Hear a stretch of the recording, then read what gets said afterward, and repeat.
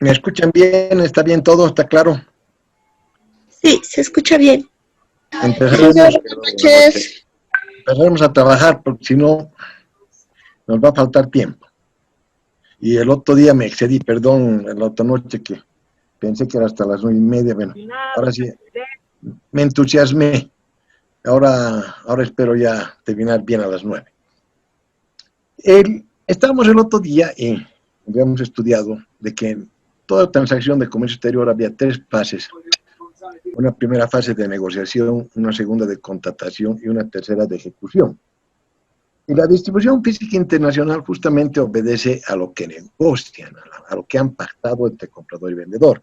Habíamos hablado también la otra noche que la distribución física internacional responde a colocar un producto en un mercado internacional conforme a lo que ha negociado exportador y importador. O sea, una oferta es clave para la distribución física internacional y hacer una oferta es clave para cómo va a ir el negocio. Una buena oferta va a llevar a cabo a un buen contrato, va a llevar a cabo a una buena ejecución. Una mala oferta posiblemente dé lugar a una mala negociación, dé lugar a un mal contrato, dé lugar a, obviamente, una mala ejecución. Justamente como trabajo, el primer trabajo que les pedí fue redactar una oferta, he revisado las ofertas esta mañana, están bastante bien, hay algunas que están mejor que otras, obviamente, hay algunas que pecan mucho con el Incoterm, de acuerdo a los términos de comercio, utilizan mucho el FOB, el Free Carrier debería ser más adecuado para los productos que me están ofertando. Me están ofertando, por ejemplo, chompas de alpaca, chocolate, ya no me acuerdo muy bien todos los productos. Casi todos esos son para prácticamente Free Carrier, no son para el término FOB. Aquí tengo como ejemplo una oferta mal redactada. O sea, el hacer una oferta es clave, es como dar un examen de comercio exterior. Justamente yo lo que he hecho al pedirle la oferta es tomarles un pequeño examen para justamente ubicarme también cómo estamos preparados para ver dónde voy a apretar más, dónde voy a apretar menos. O sea que la oferta más redactada, como en este caso, no es que esté más redactada, pero es una mala oferta porque no me da una pauta muy buena. Podemos leer y podemos ubicarnos en este ejercicio de una oferta más redactada. Y en este caso, el vendedor está ubicado en Gran Bretaña, en Inglaterra, en Londres, es la empresa de British Export, y el importador está ubicado en Alemania, aquí está su dirección en Hamburgo. El importador le dice, mándame una oferta, se han conocido anteriormente y han contestado, y el exportador le manda una oferta. Está bien redactado, o sea, aquí el artículo dice, es una oferta más redactada porque así estuvo el artículo, yo no lo quiero modificar, entonces, esto he copiado de un artículo que hay del internet, y dice, muy señores nuestros, le hace la oferta, y le dice, le agradecemos su consulta y les ofrecemos 10,000 tallas de madera al precio de dólares 0,90 por pieza FOB. El precio CIF es de dólares 1,20 por pieza. Obviamente, ya ustedes han estudiado colocar el producto a bordo del barco, tenemos FOB, y si además contratamos, pagamos un seguro, pagamos el flete, tenemos obviamente el CIF, y el CIF lógicamente que es más caro. En este caso, le ofrecen 10,000 tallas de madera, a 0,90 pieza por FOB, y el CIF a $1.20 por pieza. Continúa la oferta y dice, podemos hacer la entrega en el momento que deseen, nuestra forma de pago es por carta de crédito. Una oferta muy sencilla, es una oferta muy, muy simple, obviamente está mal, no mal redactada, sino mal hecha porque faltan muchos detalles. ¿Qué hace el importador? El importador, cuando recibe una oferta, se da cuenta cuánto sabe el exportador de comercio exterior. Y es un importador que conoce muy bien el comercio exterior, se da cuenta al tiro dónde está fallando el exportador. Entonces puede incluso malaprovecharse de esta situación. En este ejemplo, el importador se va a malaprovechar de esa oferta mal redactada, mal hecha. Y aquí está la respuesta. La empresa es internacional. Import le hace un pedido. O sea, oferta versus pedido en comercio exterior, trato hecho. Es, en otras palabras, contrato de compraventa internacional pactado. Muchas veces vamos a requerir un contrato mucho más complejo, vamos a redactar un contrato, obviamente va a tener más términos, pero una oferta y un pedido en una operación simple de comercio exterior es un contrato de compra. En este ejemplo, el importador se aprovecha y le hace el pedido. En otras palabras, le dice, estoy de acuerdo, vendeme. Y le pide el pedido número 1001, quebrado 3, 10,000 piezas de tallas de madera. Y le dice, le agradecemos su oferta del 10 de agosto y tenemos el gusto de hacerles el siguiente pedido. Te acepto tus 10,000 piezas de tallas de madera surtidas según las adjuntas especificaciones y te acepto el precio de $1.20. Ustedes recuerdan que le pactó 90 POP, 1.20 CIF. Y en este caso le dice, yo te acepto 1.20 por pieza CIF, Singapur. Y le aclara y le dice, este pedido es para nuestra sucursal de Singapur. Lo mató. Lo mató porque el otro pensaba, yo estoy en Inglaterra, el otro está en Alemania, seguramente es para su empresa en Alemania, le calculó el flete sin decirle el lugar, le puso el precio sin especificar el lugar, obviamente es un pecado mortal, y le puso 1.20 por pieza sin especificar el lugar. Y el otro lo mata y le dice, yo quiero este producto para Singapur. Entrega, le dice, inmediato. Lo mata con el embalaje. El otro no puso nada de embalaje. Y aquí le dice, el embalaje, cada pieza debe estar envuelta en algodón, debe estar en bolsas de polietileno y debe estar en cajas de cartón. Máximo 12 cajas por completo. El otro pensaba seguramente otro embalaje. O sea, además de matarlo con el flete, aquí lo mata con el. Le acepta como condición de pago la carta de crédito. Y le pone condiciones de pago, de acuerdo a sus instrucciones, en la fecha estamos abriendo carta de crédito a su favor, negociable en el Banco de Singapur. Va a cobrar, obviamente, el exportador, pero va a tener una carta de crédito en Singapur, o sea, eso va a ser más moroso para cobrar. Es un problema, no está claro lo de la carta de crédito. En seguros, lo mata también con el seguro y le pide, como es CIF, le dice que la mercancía se asegurará conforme a las cláusulas de cargamento del Instituto de Aseguradores de Londres contra todos los riesgos, incluyendo riesgos de guerra en la Lloyds o en una compañía de seguros de primera categoría del Reino Unido o del Commonwealth. Lo mató.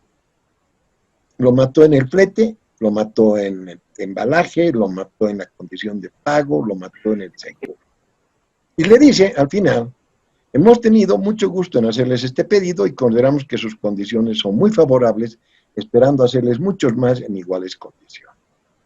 Les rogamos nos envíen confirmación por fax del embarque, así como a nuestra sucursal en Singapur, de International Import Company y su dirección en Singapur.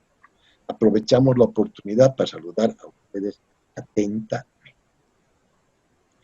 ¿Qué hacen ustedes como exportadores que se han equivocado y el importador se ha mal aprovechado como en esta situación?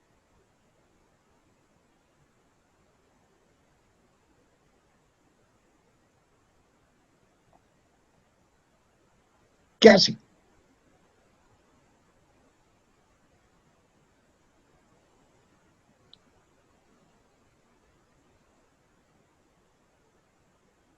Espero algún comentario.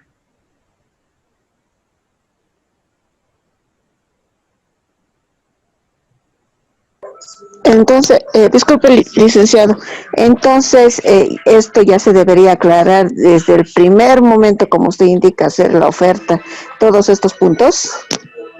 Todo. O sea, el hacer la oferta es el paso más importante en una transacción comercial. Es la carta de presentación del exportador. Si no pone algo, el importador se puede mal aprovechar. ¿Y ahora qué hace? Por ejemplo, dice 1.20 por pieza así Singapur. ¿Qué va a hacer el exportador? Va a decir, perdón, me he equivocado, no sabía, feo. Y obviamente el importador se da cuenta de esos detalles. Se da cuenta y dice, no, este no conoce, este está perdido en el trabajo y por lo tanto yo me malaprovecho. Y lo mató, por ejemplo, con el flete, lo mató con ustedes han estudiado seguros, o sea, más o menos están. Licenciado, perdón, hay alguien que tiene abierto el micrófono, no se escucha muy bien. A mí, mira, sin el ánimo de ser egoísta, metiche, perro del hortelano, perdón, Marcelo, perdón. ¿Qué opina? O sea, el hacer la oferta realmente es clave en comercio exterior. Aquí tengo una oferta. ¿Cómo debería haber sido la oferta?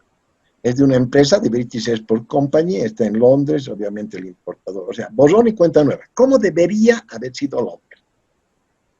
En realidad, a mí tampoco me gusta mucho esta oferta, pero bueno, esta es una oferta.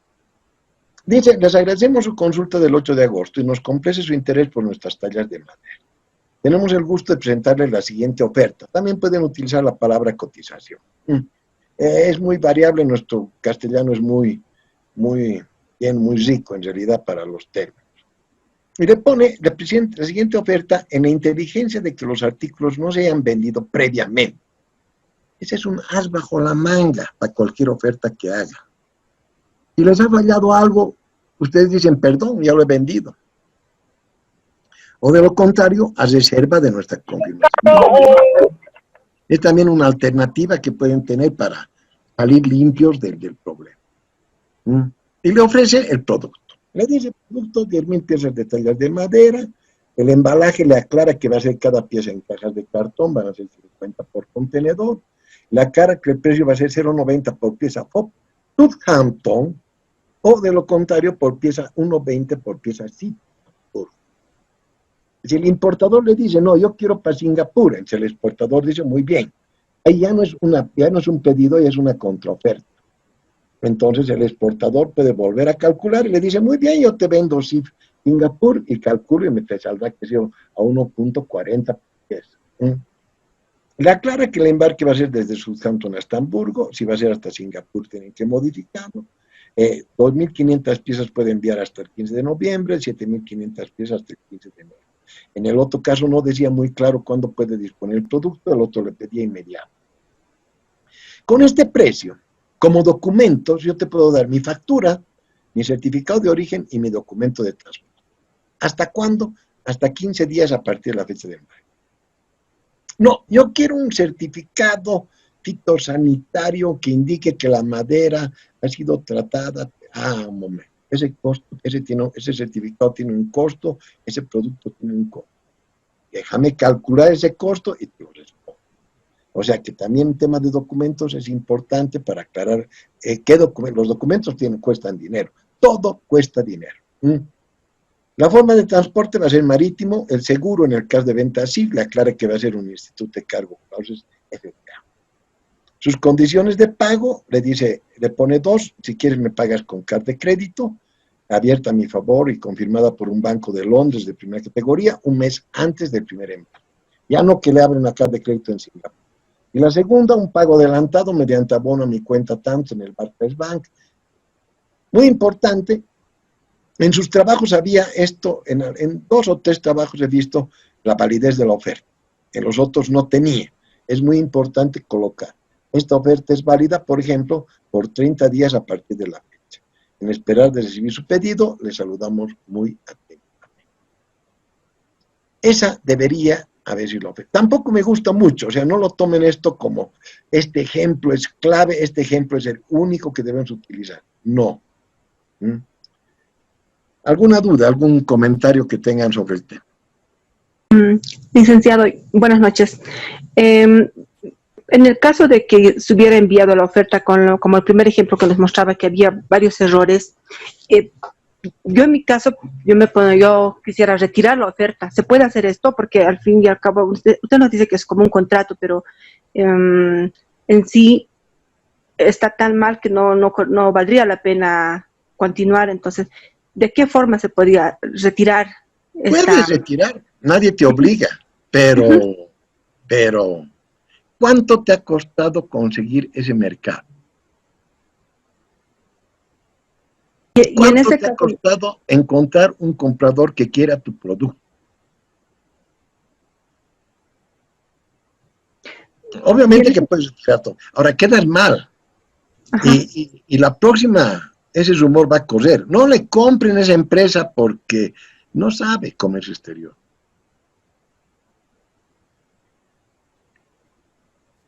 Entonces, para hacer una oferta, obviamente tienen que estar debidamente capacitados, tener el personal capacitado para poder trabajar debidamente. Es por eso que estamos dando este curso, es por eso que estamos capacitándonos.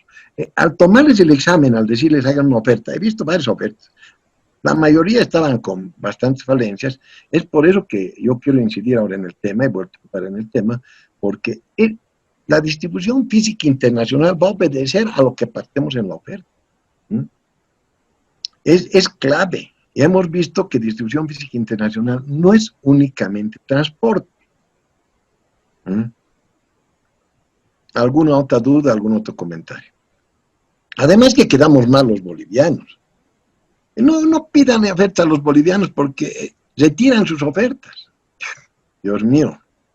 Todos nos estamos avalando entre bolivianos. O sea, hay que saber cumplir lo que uno pacta.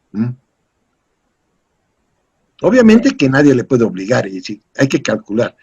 Posiblemente el entrar a ese mercado me ha costado tanto y tal vez prefiero para esta primera vez vender y perder plata, hay que calcular cuánto pierde, y para la siguiente ya corregiré mis errores, ¿no?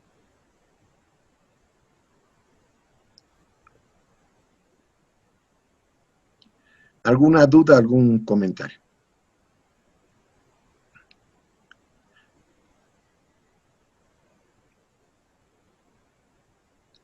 Licenciado, solo un comentario. Adelante, adelante, pero.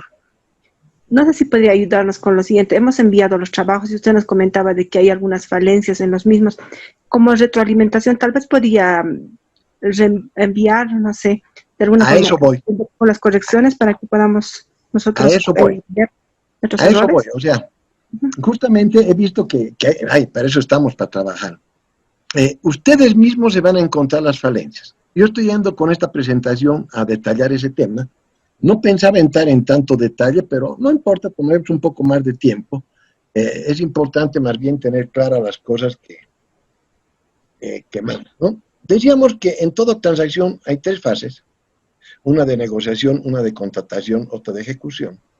Y obviamente la primera fase de negociación empieza cuando el exportador le manda. Es por eso que les pedía yo, como trabajo, como práctica, háganme una oferta, para justamente ubicar dónde está fallando el tema para corregirlo y mejorarlo. He corregido, he visto los trabajos, y ahora ustedes mismos se van a autoevaluar. Obviamente, la alternativa del importador ante la oferta es hacer o una aceptación o una contraoferta. No voy a entrar al detalle de la presentación, se las voy a mandar esta noche, esta presentación. No voy a entrar al detalle de la lectura porque vamos a perder tiempo, pero debería ser lo que es una aceptación, lo que es una contraoferta, y una oferta y un pedido, como les decía, es un contrato de equivalente internacional. Pasamos automáticamente de esa fase de negociación a una segunda fase de contratación. Obviamente, ese contrato de compraventa puede ser un contrato muy simple, una oferta, un pedido. Puede ser tal vez un contrato muy complejo en el cual estén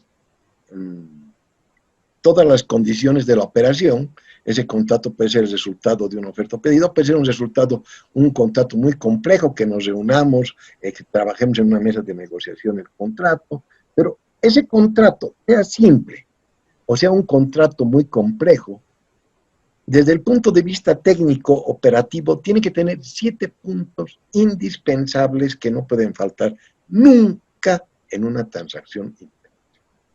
Nunca. Son muy simples. Y además yo lo pongo de forma simple para que memoricen y se les quede en la memoria. Primer punto que no puede faltar nunca, producto. Yo pongo producto, puede ser mercancía, puede ser mercadería.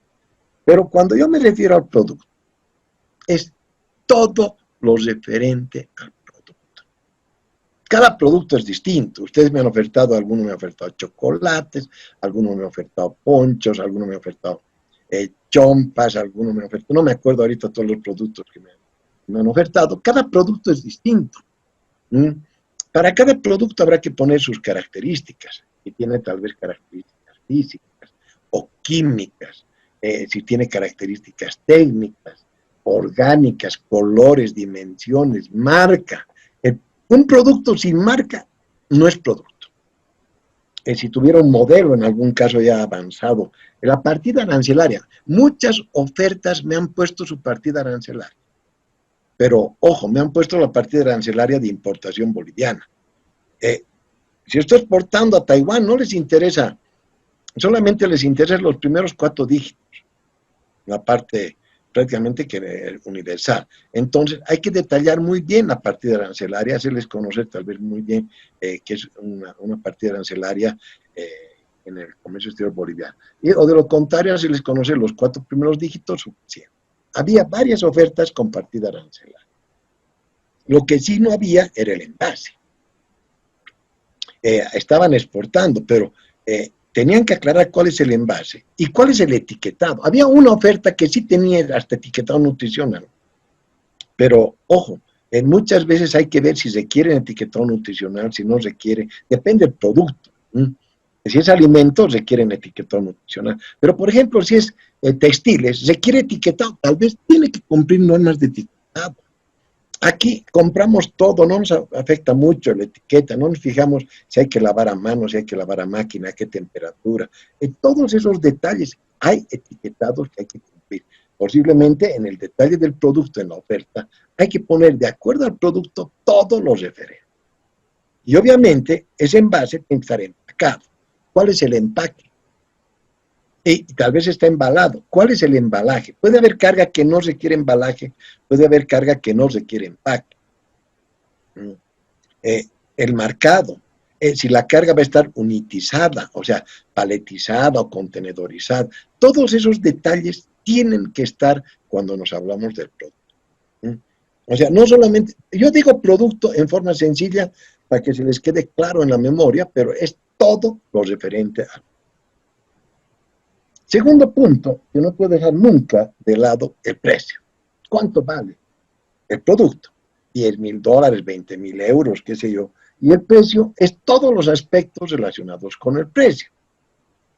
La moneda, descuentos, etc. Pero principalmente, el precio tiene que ir acompañado de un término de comercio, como por ejemplo X, FOB, CIF, CYF, C&S, XQ, DDP, no sé, cualquier término de comercio. O sea, por ejemplo, les puedo vender yo un precio FOB. Y muchos me han ofertado FOB, pero no aclaraban si era transporte aéreo o si era transporte marítimo. Y si era FOB, ¿qué modo de transporte utilizamos? O sea, que el precio no tiene que ir solo, sino tiene que ir con un término de comercio. Lo malo es que hay tantos términos de comercio como podemos inventarnos. Solamente algunos de esos términos de comercio son Incoterms. Hay diferentes términos de comercio, hay varios, están creados para cumplir todos los deseos que quieran las partes. Hay las reglas de Varsovia y de Oxford, hay las definiciones norteamericanas que todavía se utilizan mucho para el comercio exterior.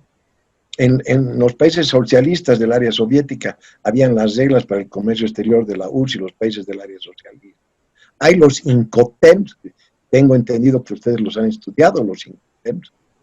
Hay los Combiterms, y cada país tiene su propia legislación, cada país tiene sus propios términos de comercio. Bolivia en su Código de Comercio también tiene sus términos de comercio. O sea, que no solamente falta el precio, el término de comercio, sino además hay que anotar el precio con el término de comercio y las reglas de interpretación del mismo. En sus ofertas no había ninguna oferta que me ponga que era Incoterm. Creo. Puede ser que me haya equivocado. O sea, si yo cotizo algún precio, y si no quiero cotizar Incoterm, quiero cotizar definición norteamericana, o quiero cotizar el Código de Comercio boliviano, tengo que ponerlo. Y tengo que decir, por ejemplo, yo te vendo mi producto $10,000 FOB, definición norteamericana para el comercio exterior. Ahí sí no hay FOB aéreo. Perdón, ahí sí hay FOB aéreo. En nuestro Código de Comercio también el FOB sirve para aéreo. Pero si es Incoterm, no hay aéreo. Y si es FOB para algunos productos como chompas, como chales de alpaca, creo que habían algunos productos, el FOB no se usa, porque no voy a mandar FOB marítimo esos productos. Voy a mandar free carrier. ¿Por qué? Porque es carga contenedorizada. O sea, para evitarme problemas, para evitarme después algunos detalles con el vendedor, tengo que tener en la oferta para una buena distribución física internacional bien claro el término de comercio y las reglas de interpretación del mismo. Lugares. Hemos visto, por ejemplo, en el ejemplo que se ha olvidado poner SIF Singapur. Por no poner ese lugar y hay problemas. Pero no solamente hay que poner el lugar de embarque, el lugar del término de comercio. Han estudiado Incoterm. En el texto de Incoterm 2020 dice, en muchos términos no solamente hay que nombrar el lugar de partida, sino el lugar de llegada, sino también el lugar de partida. Hay que detallar todo lo referente a lugares. En un transporte multimodal o combinado, por ejemplo, hay que poner toma cargo en La Paz, Bolivia, para ser embarcada en Puerto del Pacífico con destino, qué sé yo, Hamburgo, para entrega final en Stuttgart. ¡Pum! Todos los lugares. Es bueno ponerlo en el contrato. Cuarto punto, que no podemos dejar de lado, el tema de fechas. ¿Hasta cuándo voy a entregar mi mercadería? ¿Hasta cuándo voy a entregar los documentos que amparan esa mercadería? Todos los datos referentes a fechas y plazos, fecha de embarque, número de días, todos los detalles que se requieran en el tema de fechas. El quinto punto es muy amplio. Es todo lo que no está claro en el contrato, en el término de comercio. Para temas simplemente de facilitar este punteo de clases, voy a poner, como normalmente estos términos están relacionados con transporte y seguro, como quinto punto, todo lo que sea necesario aclarar sobre el transporte y seguros. ¿Qué tipo de seguro? FPA, WPA, todo riesgo, incluyendo cláusulas de guerra, cláusulas de huelga, va a ser de las Institute Cargo Clauses LMA y UA, van a ser solamente las Institute Cargo Clauses, han estudiado seguros, qué forma de transporte, va a ser transporte contenedorizado, va a ser carga a granel, van a haber embarques parciales permitidos, transbordos, cuáles son las condiciones del contrato de fletamento, todo lo necesario a transporte y seguros. Como sexto punto, ¿qué documentos juegan en la transacción? Hay varios documentos, facturas, certificados, hay que aclararlos. Obviamente también el documento de transporte y el documento de seguro, si es que lo hubiera en el contrato. Y como séptimo punto, ¿cuándo me pagas y cómo me pagas? La condición y el medio de pago internacional. Como condición y medio de pago internacional hay que aclarar todo lo necesario. Por ejemplo, un pago al contado contra entrega de documentos mediante un crédito documentario irrevocable utilizable mediante pago a la. Cuando hablo de condiciones de pago, hay tres condiciones de pago. Pago anticipado, pago al contado, pago al crédito. Cuando hablo de medios de pago, hay 4 medios de pago. Hay pagos directos, cobranzas, cartas de crédito y obligaciones de pago bancario. Yo sé que han estudiado medios de pago, sé que han estudiado Incoterm, sé que han estudiado seguros, o sea, no estoy entrando mucho al detalle. ¿Cuáles son los 7 puntos que no pueden faltar nunca en un contrato de compraventa internacional? Aquí los tiene. El producto, el precio con el término de comercio y las reglas de interpretación del mismo, los lugares, las fechas, cómo va a ser el transporte, cómo va a ser el seguro, documentos y la condición y el medio de pago internacional. En su pregunta, que hace un momento me decían, ¿qué debería tener nuestra oferta? Por lo menos bien detallados estos 7 puntos.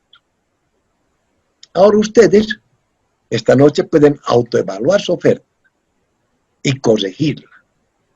Posiblemente, no sé cómo será el examen final, por ahí les digo en el examen final, háganme una oferta. Y ahí sí ya no pueden fallar. Yo no he calificado, o sea, he revisado las ofertas, obviamente tienen su ponderación, tienen su nota, todos los que me han mandado, los que no me han mandado, lo siento, no puedo hacer nada. todos tienen una buena nota porque no he calificado prácticamente. Ahora sí, en un otro trabajo yo voy a calificar, eso sí voy a entrar en más detalle. Estos 7 puntos no debería faltar nunca en una oferta. Además de la validez de la oferta. Ahora, dependiendo de la complejidad de la operación, puede tener muchos otros puntos. Podemos aumentar punto octavo, arbitraje, punto noveno, idioma del contrato, punto décimo, servicios postventa, etcétera, etcétera. Pero lo indispensable son estos 7 puntos. Y como estaba en esta presentación que se las voy a mandar esta noche, a idea para que seguramente se las manden mañana, el producto tiene que tener todo lo referente al producto, envase, embalaje, etc. El precio tiene que estar con el término de comercio, no con el Incoterm, con el término de comercio y con las reglas de interpretación. Ahí sí puede ser un Incoterm o cualquier otra regla de interpretación. El tema de lugares, de fecha, de transporte, seguros, documentos y el medio y la condición de pago. ¿Está claro o tienen alguna?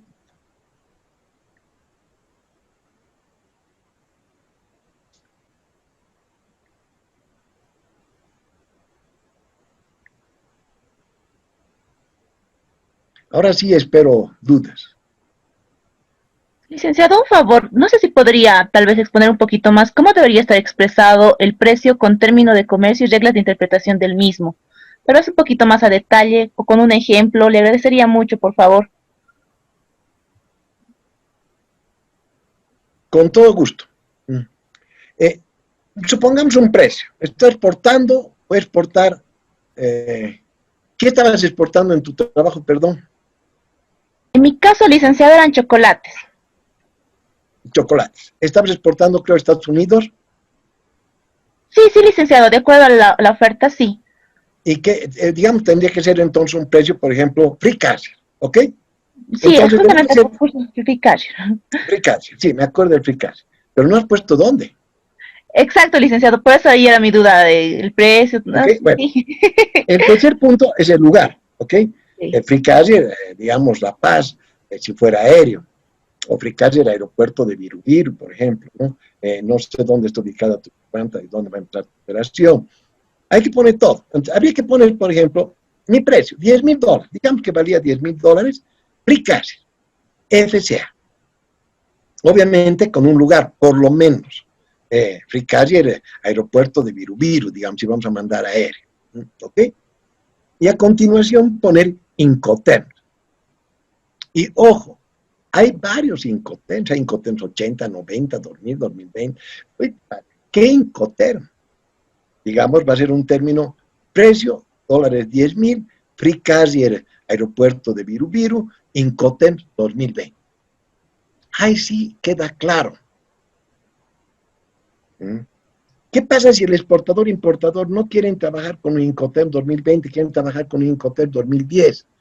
Por ejemplo, quieren utilizar el delivery at terminal en lugar del delivery at place. Vale, lo que vale es la libertad contractual. Otro ejemplo. Yo voy a vender, por ejemplo, una carga a granel, digamos soya, a un precio de $50,000, que sea la tonelada, no sé, con un término de comercio. Le voy a vender $50,000 FOB. Definición norteamericana para el comercio exterior. Ah, ese es otro FOB. Ocurre que, así como hay FOB, el FOB aéreo que nosotros utilizamos en Bolivia es muy distinto del FOB Incoterm. Las definiciones norteamericanas tienen 6 variaciones del FOB. Hay que conocerlas. ¿Alguna duda, algún otro comentario? No sé si está claro. Sí, licenciado, muchas gracias. ¿Alguna otra duda? Buenas noches, licenciado. Fernando. Buenas noches, adelante, por favor. Licenciado, una consultita. En el caso de que se haga un contrato de venta, en este caso, y sea por varios, un contrato por 2 años, por decirle, ¿no? Donde se tenga que abastecer al cliente. Y el cliente, tiene que haber un contrato y estos 7 puntos con cada pedido, o se puede hacer un contrato y directamente ya con los pedidos consecutivos, simplemente una orden de pedido. Se puede aclarar, se puede aclarar. Pero en el contrato de partida deberían estar claros estos 7 puntos. Obviamente que, por ejemplo, en ese contrato no vamos a especificar fechas exactas, ¿no? Porque va a proveer durante 2 años. Obviamente van a haber embarques parciales, seguramente. Embarques parciales en fechas determinadas. Entonces habrá que poner, digamos, en ese contrato general que la mercadería se embarcará, digamos, mensualmente tal cantidad o bimensualmente, depende mucho lo que negociemos. Y obviamente para cada embarque individualizado ya vamos a aclarar cuál es la fecha de embarque y cuál es la fecha de presentación de documentos. Puede ser que, digamos, tengan que tener proveer esa mercadería a distintos países o a distintos lugares. Tal vez hoy día con el mercado globalizado, por ejemplo, yo estoy vendiendo mi producto y ese comprador quiere parte de la mercadería, qué sé yo, en su lugar de producción, qué sé yo, en Estados Unidos, y quiere llevar otra parte de su mercadería, tal vez a México, donde trabaja con alguna maquila, donde trabaja con alguna otra planta. Entonces, puede ser que los lugares queden especificados de forma general en el contrato principal, y ya para cada embarque individual sean determinados los lugares. Bueno, estos 7 puntos tienen que estar claros de principio. Y obviamente dependerá mucho si es necesario aclarar o no para cada embarque individual. Está bien, licenciado, gracias.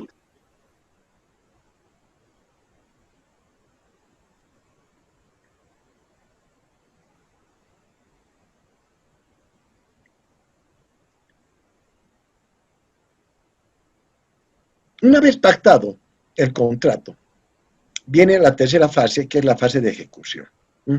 Esto obedece a las obligaciones lógicas de cada parte. El vendedor tiene que entregar el producto y obviamente tiene que entregar los documentos, y el comprador tiene que pagar el producto y obviamente recibir la mercancía. Esta fase de ejecución está en base al artículo 30, en base al artículo 53 del Convenio de las Naciones Unidas, y determina cuáles son las obligaciones del comprador y cuáles son las obligaciones del vendedor. Es por eso que en una transacción de comercio exterior encontramos en esta fase de ejecución 2 flujos. Un movimiento de carga, que es el flujo físico, obligación del vendedor entregar la mercadería, obligación del comprador recibir la mercancía, movimiento de carga, flujo físico, y hay otro flujo que es el flujo legal financiero de documentos contra pago. Ese otro flujo es el que obedece más a los medios de pago internacional. Obligación del vendedor, entregar los documentos, obligación del comprador, pagar el precio. Todo esto sale de las operaciones normales y obviamente ha sido eso trasladado en el Convenio de las Naciones Unidas de 1980. No voy a entrar yo en detalle, pero prácticamente hay un flujo físico, entregar la mercadería, recibir la mercadería, y hay un flujo legal financiero de entregar documentos, pagar el precio. Esto lo han debido analizar ustedes debidamente en medios de pago, entonces no quiero entrar en detalle porque no corresponde a esta materia, pero es importante determinar, en el caso por ejemplo, ver bien claro qué documentos juegan. Este es el flujo físico. Por ejemplo, voy a vender FOB Arica. ¿Qué documentos tengo que llevar para ir a Arica? Por ejemplo, la factura, el certificado. Esos documentos requiere el importador. Pero para pasar la aduana, por ejemplo, tengo que tener otros documentos. Por ejemplo, el MIC-DTA, la carta aporte CRT. Esos documentos no requieren para nada el importador. O sea que hay que aclarar debidamente. Y mi DFI va a obedecer a estos temas: al envase, al embalaje, al transporte, a los documentos, a todo lo necesario, como hablábamos el otro día en un esquema, todo lo necesario que sea para colocar el producto de acuerdo a los términos negociados por el comprador y vendedor. Es por eso que quería entrar al contrato de compra-venta. No voy a entrar en detalle. Aquí tienen algunos fases y flujos que me han dado, una transacción sencilla, pago anticipado, hay varios ejemplos. No me da tiempo en el curso para contar a todos estos detalles. Ustedes los pueden analizar, les voy a mandar la presentación debidamente esta noche. Es lo que quería dar del contrato, porque si bien no todo es mi tema, pero quería partir de aquí porque es clave para entender la distribución. ¿Algún otro comentario, algo que quieran antes de que me salga de esta presentación? No sé si tienen alguna duda o comentario.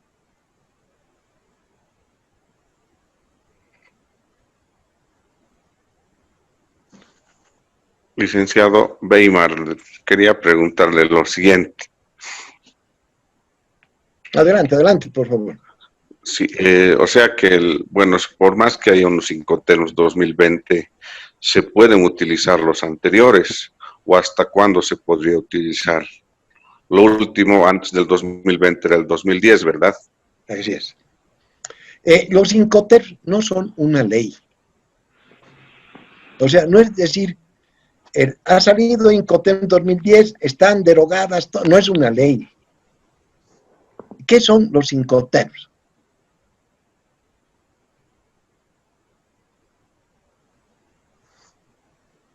Pregunto. ¿Son reglas de comercio, dicen?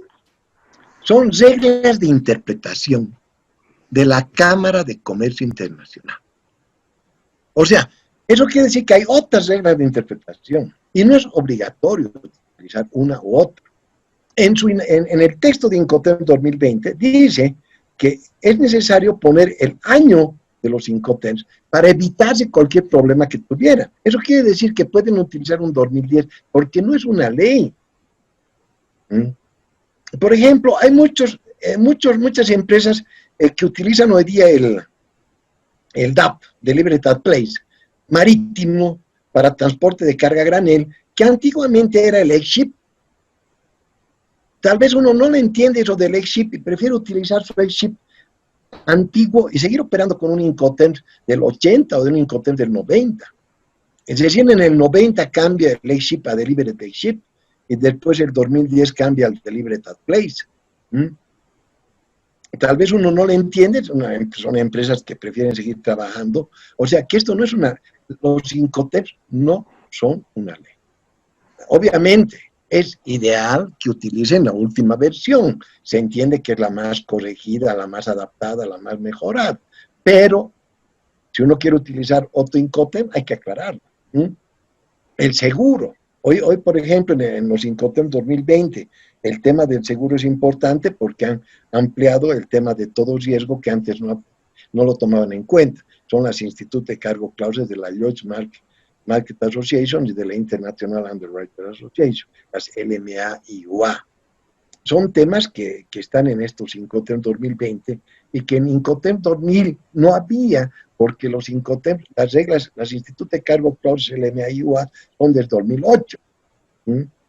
O sea que hay muchos temas en los Incoterms que hay que estudiarlos y hay que ver si conviene aplicar el 2020 o tal vez sea mejor aplicar un Incoterm. No es obligatorio, no es una ley. Y el principio de la libertad contractual que yo hablaba al empezar esta presentación era prácticamente clave para entender el tema de la obligación. O sea, nadie me puede obligar, y el artículo 9 del Convenio de las Naciones Unidas dice, entre comprador y vendedor quedarán obligados al uso que ellos hayan establecido. Si ellos han establecido en su contrato utilizar Incoterm 80, ese uso es el que tienen que valer. Si entre las partes han decidido utilizar definición boliviana para el comercio exterior según el Código de Comercio, eso es lo que prevalece. Si entre comprador y vendedor han decidido utilizar Incoterm 2020, ese es lo que tienen que cumplir, y esos Incoterm 2020 van a dar las pautas para dónde tengo que cumplir yo con mi obligación en mi distribución física internacional. ¿Alguna otra duda?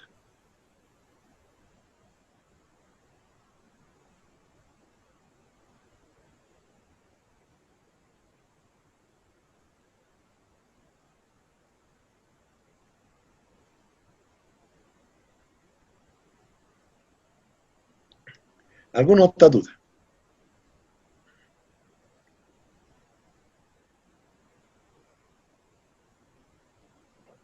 Ahora sí empezaremos a estudiar transporte. Ahora sí entraremos ya, ojo, que no es todo distribución física internacional, como hemos visto en la anterior clase, involucra muchos aspectos. Involucra el tema de envase, embalaje, marcado, involucra el tema del transporte, el tema de seguros, todo, documentos, muchos temas que no vamos a poder hallar porque sencillamente estamos contra el tiempo en esta materia, pero si bien vamos a hablar de envase, empaque, embalaje, vamos a volver atrás en algunos temas, para entender bien el tema de transporte, el tema de Incoterms, el tema de los cambios que han habido, me interesa mucho esta presentación que se llama Revoluciones en el Transporte. ¿Ok? O sea, si no hay alguna otra duda anterior al tema, bueno, si sale alguna duda a cualquier momento sobre contratos o sobre la presentación que efectuamos el día lunes, vale. En cualquier momento pregunten, en cualquier momento vale todo, córtenme, pidan de que me vuelva atrás, cualquier tema, yo estoy para eso. Ahora hablaremos un poco y voy a empezar a hablar de las revoluciones en el transporte.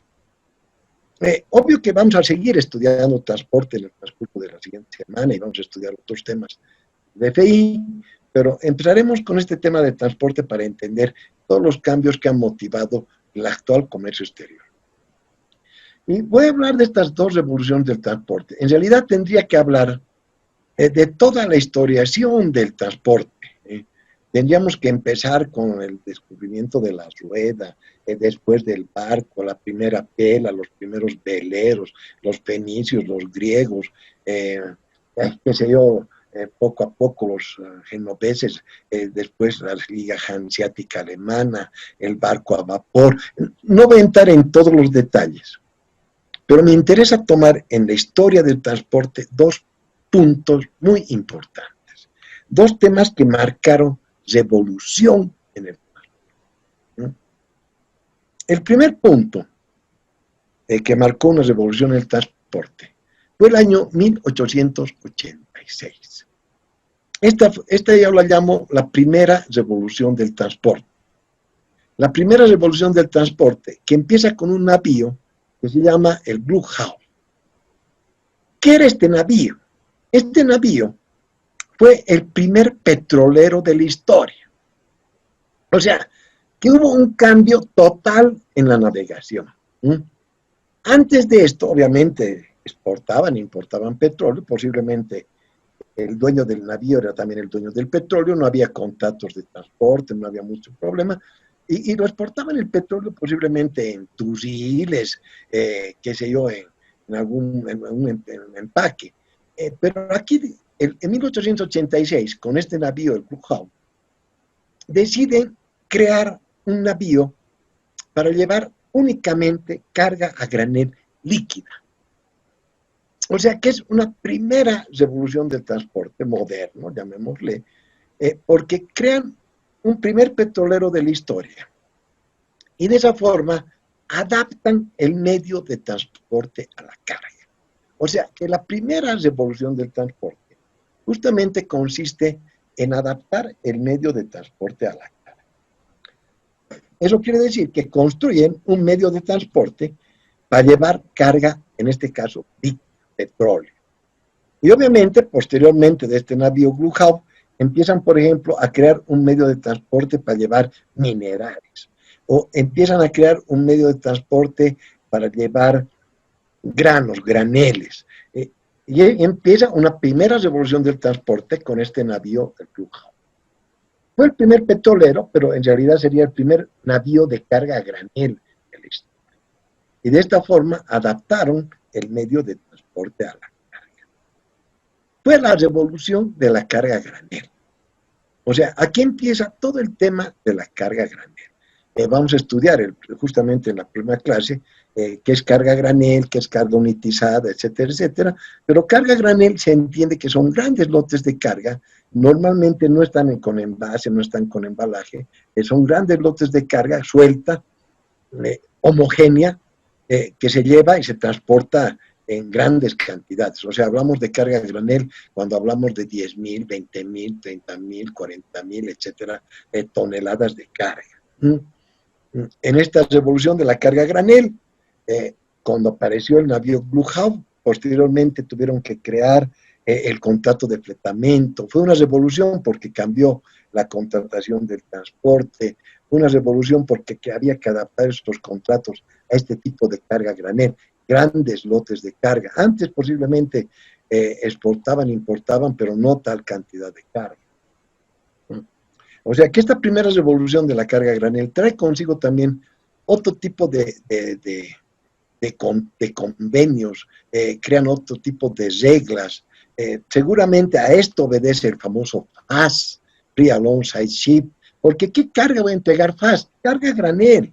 Otra carga difícilmente va a entregar FAS, a no ser que sea carga de proyecto.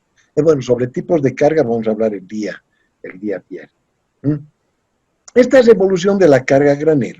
Este fue el primer petrolero de la historia. Obviamente no es un petrolero como el que hoy día conocemos. Este era un velero incluso. Obviamente que también tenía vapor, pero era una mezcla de vapor y velero para llevar en sus bodegas petróleo. Adaptaron el medio de transporte a la carga, o sea, crearon un medio de transporte para llevar carga granel, en este caso únicamente petróleo. Este es el esquema del famoso Blue Hawk de 1886.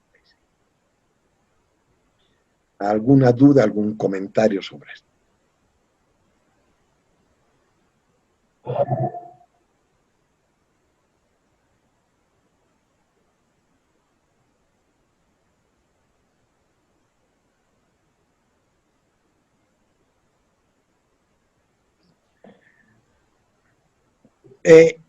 Como no hay dudas, seguiremos, está claro.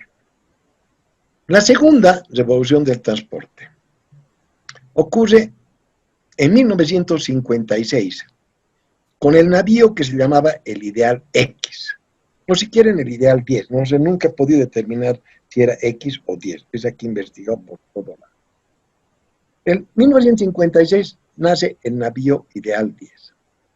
¿Qué navío era este? Ha sido el primer portacontenedor de la historia. Y aquí nació la revolución de los contenedores. Con este navío, el Ideal 10, el Ideal X, fue la primera revolución, la segunda revolución del transporte, en la cual prácticamente empezó el tema de la carga en contenedores. Este tema trae aparejado varios conceptos, la unitización de la carga, el transporte multimodal, etc., como vamos a verlo en esta presentación. Este navío, el Ideal 10, fue el primer buque portacontenedor de la historia. Cambió todo. Cambiaron las reglas internacionales de transporte, las antiguas reglas de la Haya fueron modificadas por las reglas de la Haya y de Visby, modificaron las reglas de Hamburgo, etcétera, etcétera. Modificaron los términos de comercio. El antiguo FOB ya no sirve en contenedores, hay que utilizar Precasier. El antiguo costo y flete ya no sirve, hay que utilizar CPT. Fue una revolución del transporte que trajo aparejado una serie de modificaciones, por eso digo revolución. Y esta segunda revolución del transporte era diferente de la primera. La primera era adaptar el medio de transporte a la carga. Esta segunda revolución del transporte era adaptar la carga al medio de transporte. ¿En qué la adaptaban? En unidades de carga. En este caso, la adaptaban en contenedores para que esos contenedores sean transportados en el medio de transporte. Creado también para llevar únicamente. Fue una revolución, no de la carga granel, sino de la carga en contenedores. Y empieza en 1956 la segunda revolución del transporte. Estas dos revoluciones, como su nombre lo indica, fueron revoluciones, cambió todo. Incluso me animo a decir que todavía en Bolivia seguimos viviendo la revolución de los contenedores. En 1956 el navío Ideal 10 fue el primer navío que llevó contenedores y cambió todo. Cambió la contratación del transporte, cambiaron las condiciones del contrato, cambiaron los términos de comercio, siguen cambiando los términos de comercio, cambiaron una serie de cosas. Fue toda una modificación. Aquí tiene una foto del Ideal 10, del Ideal X, que fue el primer portacontenedor de la historia. Aquí tiene una fotografía, aquí abajo tienen la maqueta del navío. prácticamente con este navío adaptaban la carga al medio de transporte y nace la revolución de la carga contenedorizada. ¿Alguna duda, algún comentario hasta acá?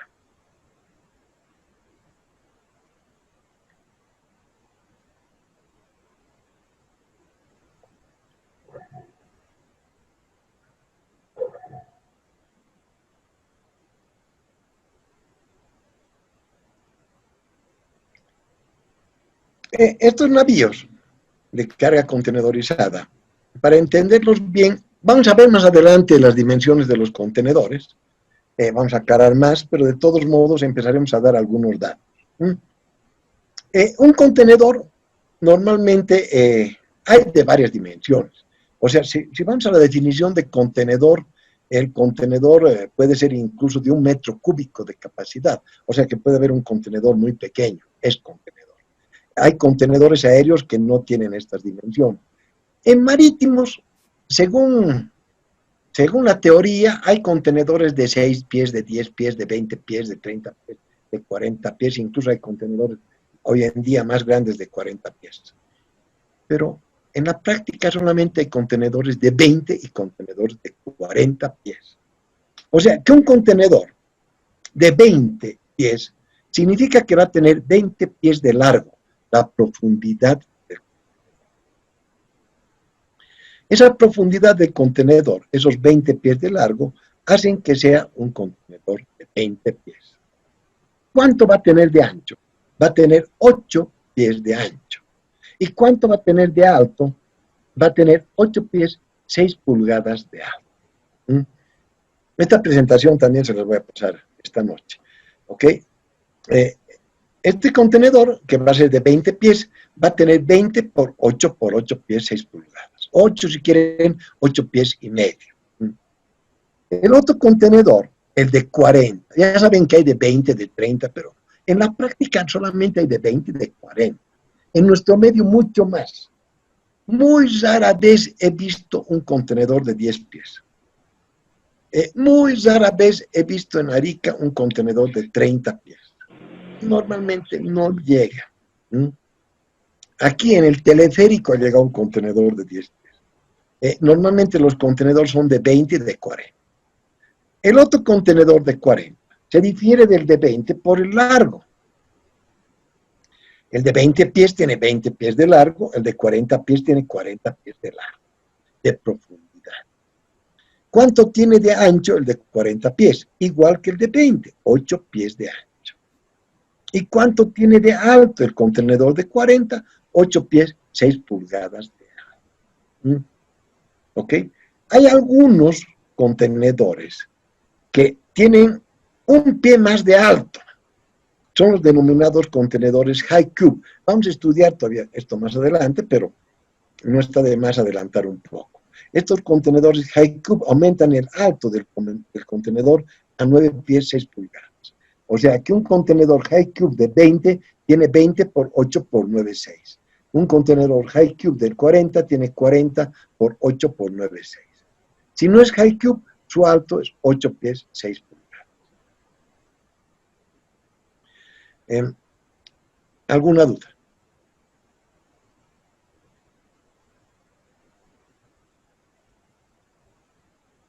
¿Cuánto de capacidad me permite el contenedor?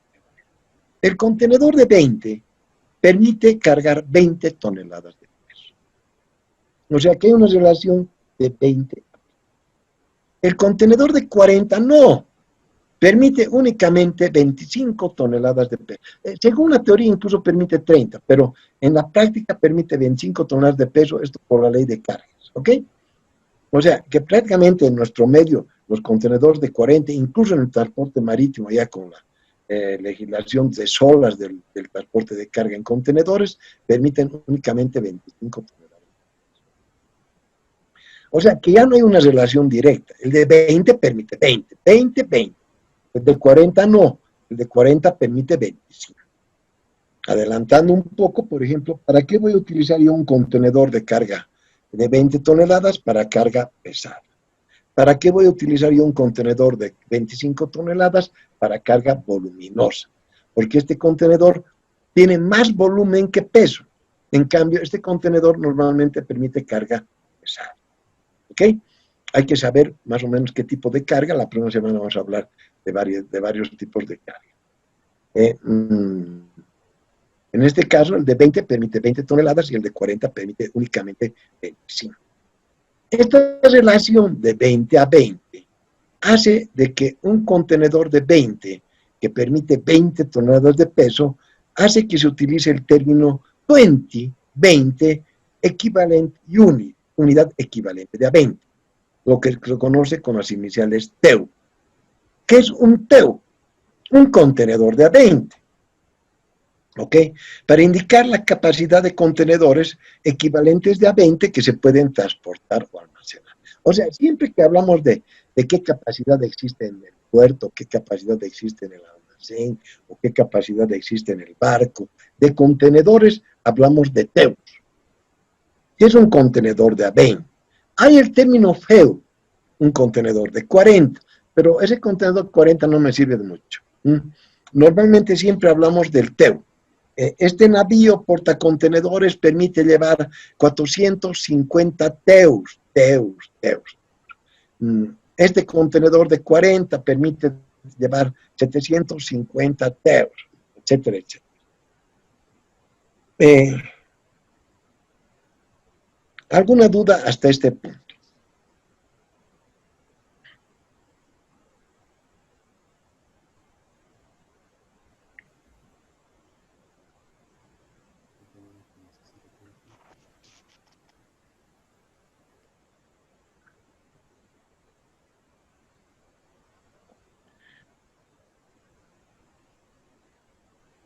Licenciado, el contenedor FEU que nos estaba mencionando en el último momento es el de 40 que permite llevar 25 toneladas. ¿Es ese, verdad, Licenciado? Ese es el denominado FEU. O sea, se llama FEU, Port Equivalent Unit, pero en realidad no me gusta mucho el término, me gusta más hablar de TEUs. ¿Ok? Lo práctico, lo común es hablar de TEUs. Puede hablarse de FEUs, pero lo normal es hablar de TEUs. Entonces, por ejemplo, ¿cómo se mide la capacidad de un buque portador? En la capacidad de cuántos TEUs puede transportar. Hemos hablado y decíamos, en 1956 empieza la segunda revolución del transporte con el ideal 10.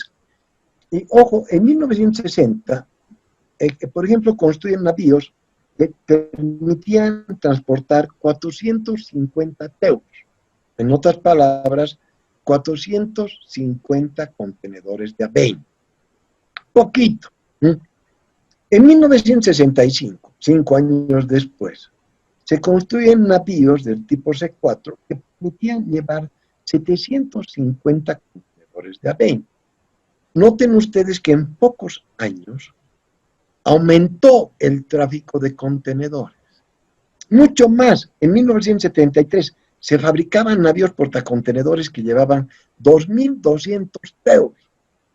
¿Para qué llevaban 2.200 TEUs? O sea, es una gran cantidad de contenedores. Eso quiere decir que ¿qué carga se transportaba en 1973?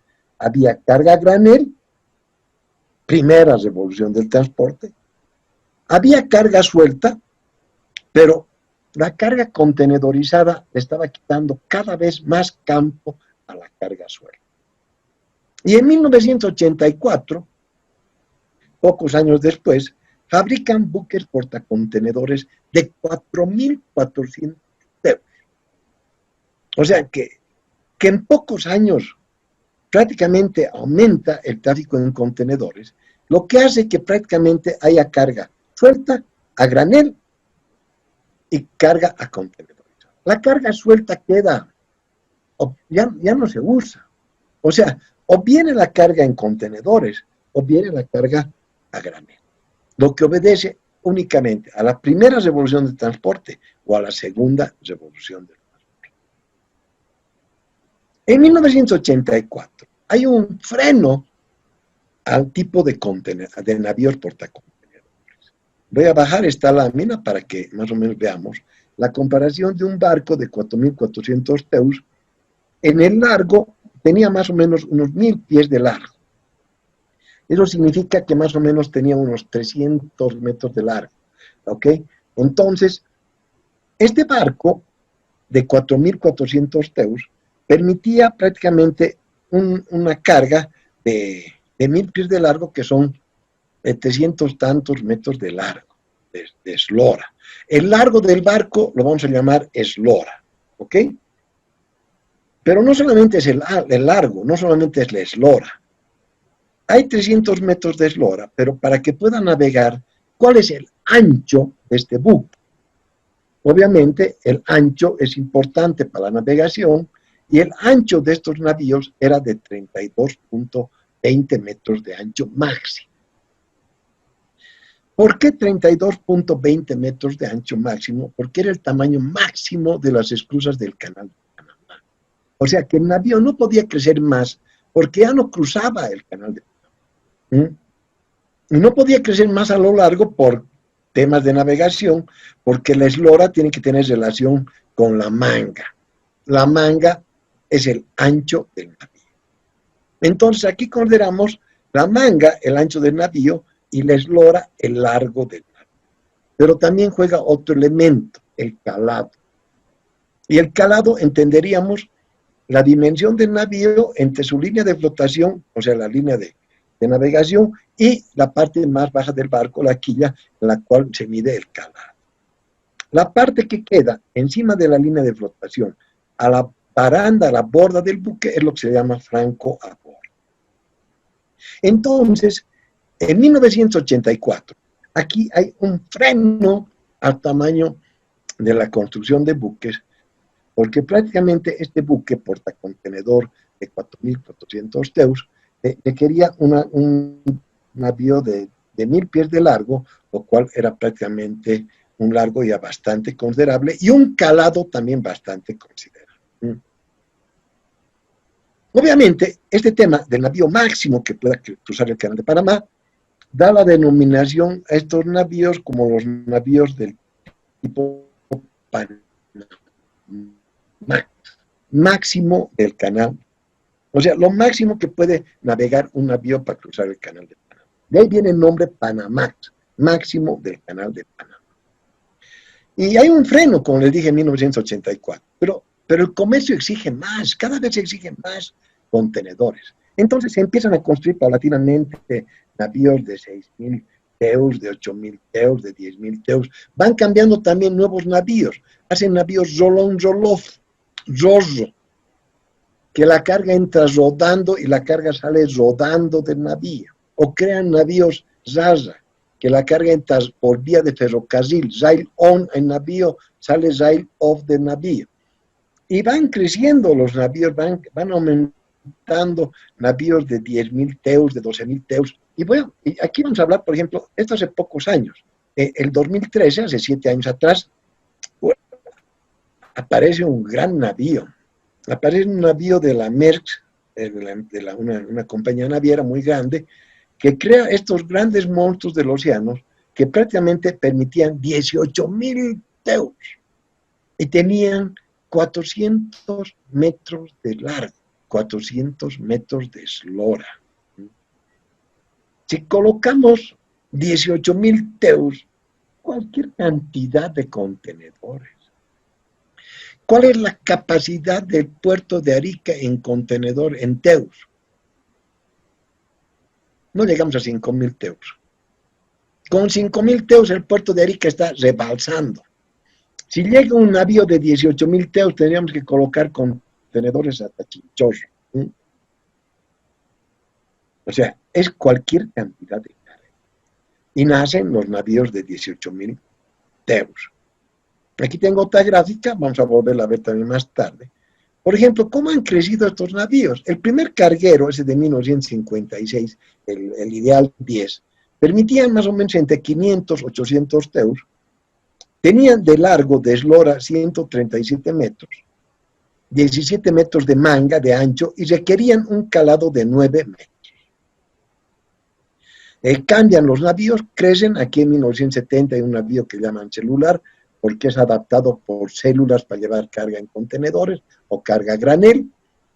Tenían entre 1.000 a 2.500 teus, 215 metros de largo, 20 metros de manga y requerían 10 metros de calado.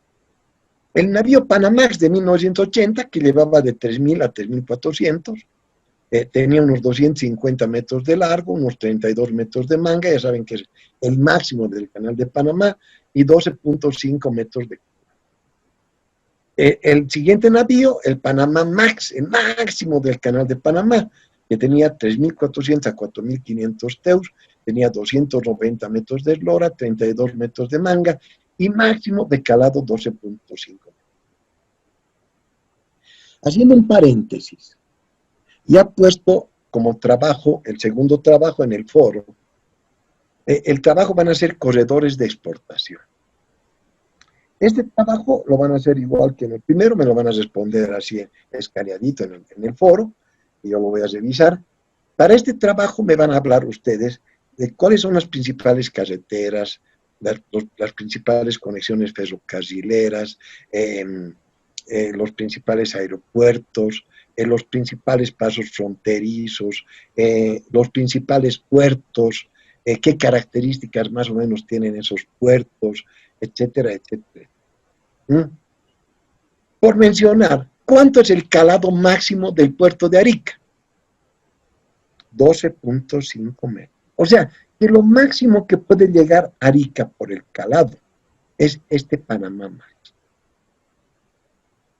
El puerto de Iquique permite 13, o sea, puede permitir un post Panamax que lleva de 4.000 a 5.000 teus, o tal vez puede permitir un post Panamá Plus, pero no con el calado total, o sea, no con la carga total.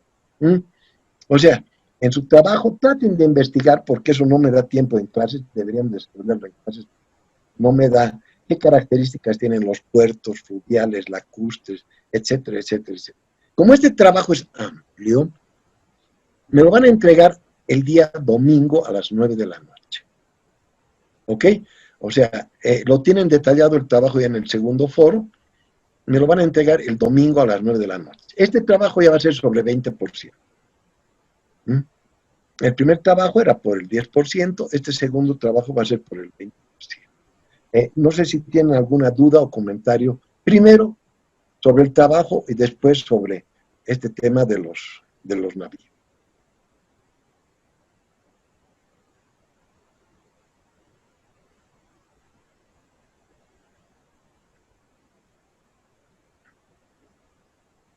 Licenciado, sobre el trabajo, ¿va a ser referente a la información de acá de Bolivia o a nivel internacional más? De Bolivia. O sea, ¿por dónde exportamos siendo bolivianos? Carreteras bolivianas, conexiones a puertos en territorio nacional, conexiones a puertos internacionales.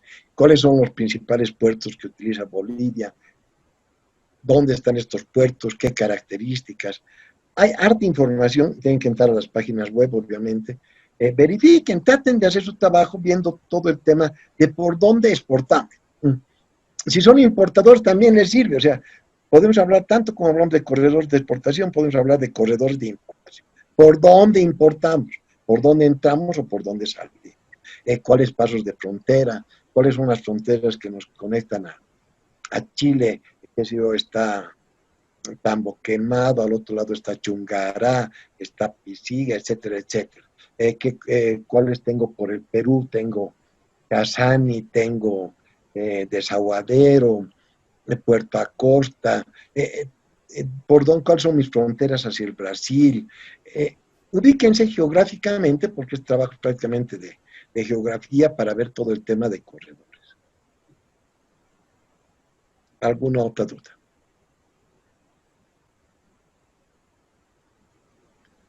Licenciada, disculpa que lo moleste, pero el tema del calado no me queda muy claro. ¿Cómo el calado es la profundidad que requiere el barco con su máxima carga. O sea, por ejemplo, este barco, si está llevando 4.500 teus, requiere una profundidad de 12.5 metros para poder entrar. O sea, que dentro del agua requiere, cuanto más carga tiene el barco, pesa más, requiere más profundidad. Esa profundidad es el calado. ¿Ok? Este barco, que es más grande, requiere más calado. 13 metros. Este no entra a Arica. Tampoco entra Matarani. Matarani tiene buen calado en el puerto, pero el ingreso al puerto no tiene buen calado. Entonces, este barco no entra. No es por el problema del eslora, no es el largo, porque Matarani, por ejemplo, su muelle tiene 300 metros de largo. ¿Ok? Arica tiene, obviamente, hay muelles de 280, pero si unimos el muelle 5, el muelle 6 de Arica, tenemos prácticamente unos 500 metros de largo. O sea, entraría, pero el problema es el calado. Otros navíos post-Panamá Plus, por ejemplo, que permiten de 6.000 a 8.000 teus, tienen 300 metros de eslora, 43 metros de manga, 14 metros de calado. Esto no llega a Sudamérica, perdón, ni queriendo. Este navío, New Panamax, este que estamos hablando ahorita bueno, ni siquiera el de ahorita, son 12.500 teus. Este requiere 15 metros de calado y requiere 49 metros de ancho. Este es el máximo de las nuevas esclusas del Canal de Panamá. 49 metros de ancho. Este triple E requiere, del artículo que estamos viendo, 18.000 teus, requiere 15 metros de calado, requiere 59 metros de ancho. Ya no sirve para el actual Canal de Panamá. O sea que este triple E ha excedido, antes de que se inauguren las esclusas nuevas del Canal de Panamá, el tamaño del ancho del navío. ¿Este navío va a llegar? No va a llegar, no sirve. ¿Para dónde sirve? ¿Para qué tráfico? Un tráfico hacia, que sea Europa, ¿ok? Y este navío de 18.000 teus queda desactualizado. El 2015 crean un buque, la Compañía China de Navegación, un buque que va a ser el más grande por los próximos 53 días. Este medía más de 400 metros de largo y este navío permitía 19.100 teus. Poco le duró su reinado porque nace 53 días después el de la Mediterranean Shipping Company, el Oscar. Este navío, por ejemplo, sus características. Tiene un largo de 395 metros de largo, tiene una manga de 59 metros y capacidad 19.224 teus. Pero no es el más grande.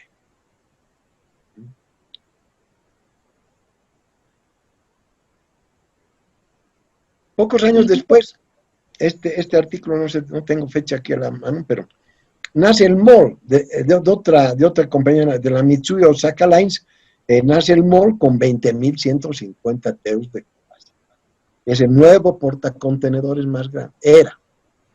Posteriormente, otra compañía naviera bautiza su primera nave que traspasa los 21.000 teus. 21.000 teus, el OOCL Hong Kong. Pocos años después, van creciendo los navíos.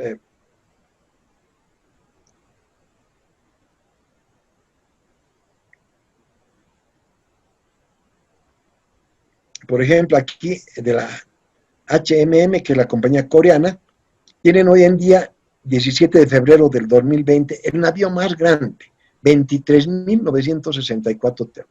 Es de los mayores navíos del mundo. En este momento es el más grande. En plena pandemia, en plena recesión, un poco del comercio y del transporte en contenedores, sacan un navío de 23.964 teus. En este momento es el navío más grande.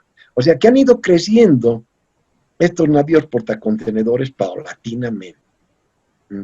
Han ido desarrollando. Es una gran revolución del transporte. Hablaremos de la hidrovía. El puerto Jennifer, en la hidrovía Paraná-Paraguay, ya trae contenedores. Tienen que tomar en cuenta, es muy importante en el tema del corredor de exportación, los puertos de la hidrovía. Aquí está Puerto Jennifer, con un navío, una barcaza portacontenedores. Obviamente no va a tener una gran cantidad, pero son importantes estos navíos. En la hidrovía Paraná-Paraguay, por ejemplo, aquí tienen otro navío. Hoy en día, ¿qué tipo de carga hay?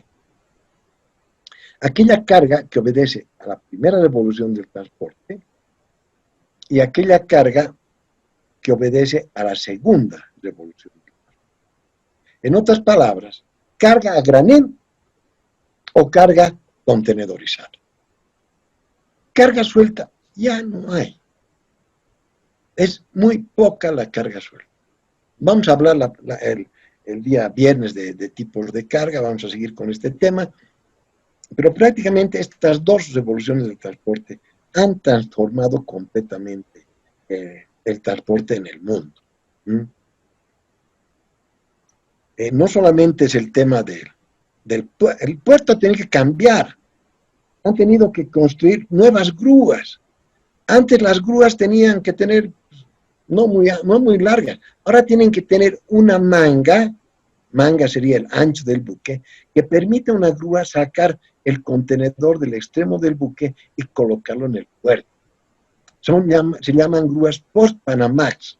¿Qué capacidad tienen las grúas del puerto de Arica? Ojo, no tenemos este tipo de grúas. Estas son grúas puentes. Dentro del puerto hay otras grúas que son estaques.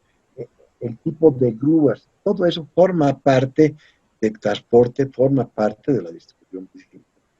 Estas fotos son prácticamente fotos del puerto de New York, New Jersey, y ojo, Estados Unidos no puede recibir navíos de 18,000 teos, no tiene capacidad por problemas de calado.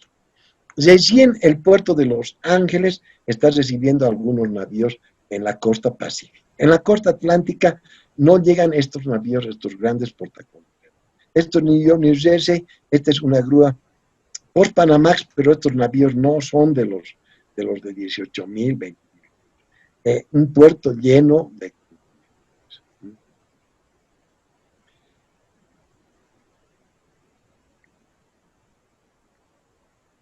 Esto de las revoluciones del transporte, este tema. Adelante, por favor.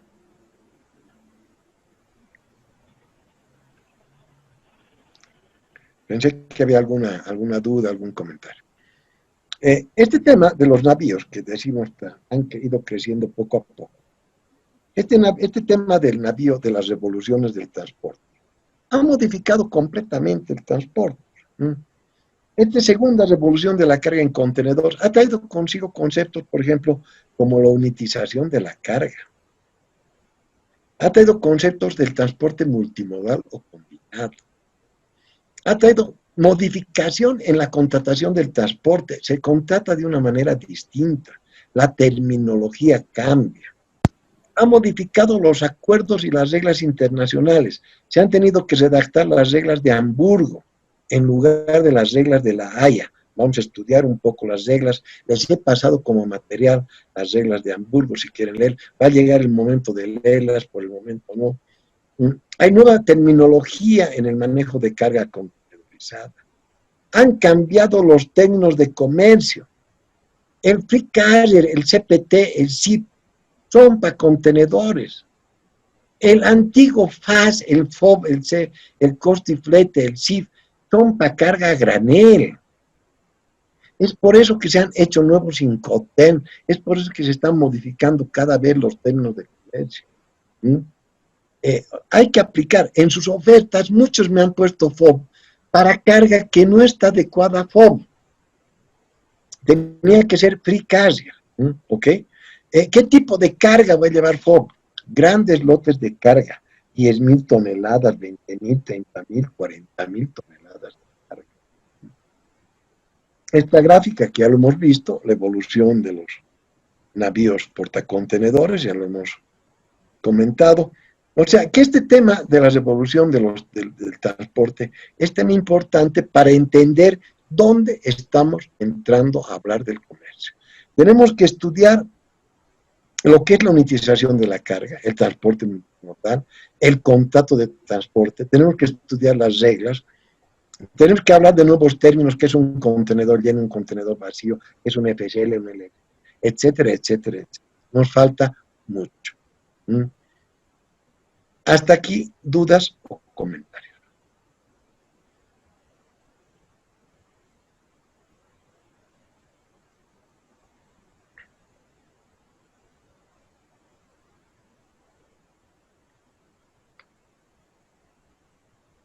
mientras salgan las dudas, yo les pediría conectarse su video para controlar la asistencia. Y aprovechemos el tiempo para hacer cualquier pregunta que guste. No importa que apunten al techo, no importa, o sea.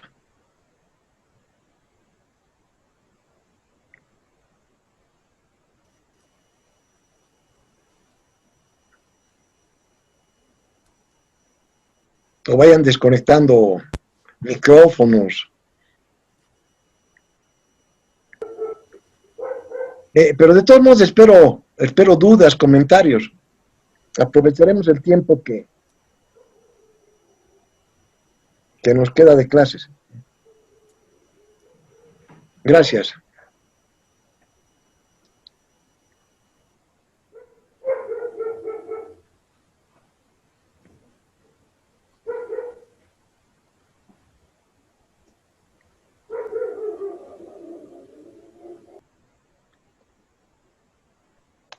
Aprovechemos los 3 minutos, que nos quedan 4.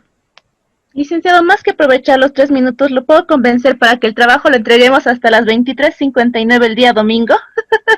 Y no a las 9 de la noche, por favor. Yo voy a corregir estos trabajos el día lunes en la mañana. Está bien, Lice, por eso. Okay. O sea, puede ser incluso 9 de la mañana del día lunes. Ah, ya, mejor, licenciado. A veces también en el problema. En el foro he puesto 9 de la noche, pero ok, yo voy a corregir, no voy a corregir el domingo en la noche. ¿No? Exacto. Lo voy a corregir el lunes. Sí, Licen, por favor, porque generalmente... No hay problema. Sí. Gracias. Gracias, licenciado.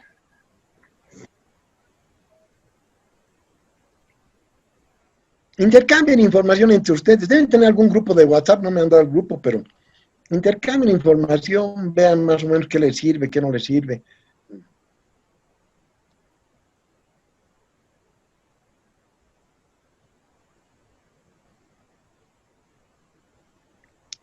¿Alguna otra duda del tema?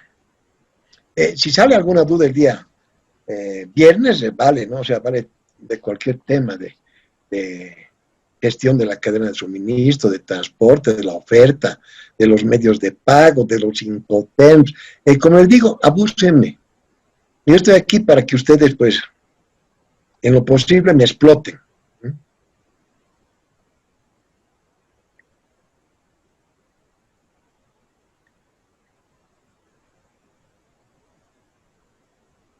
Si no hay dudas, comentarios, pues quedamos acá.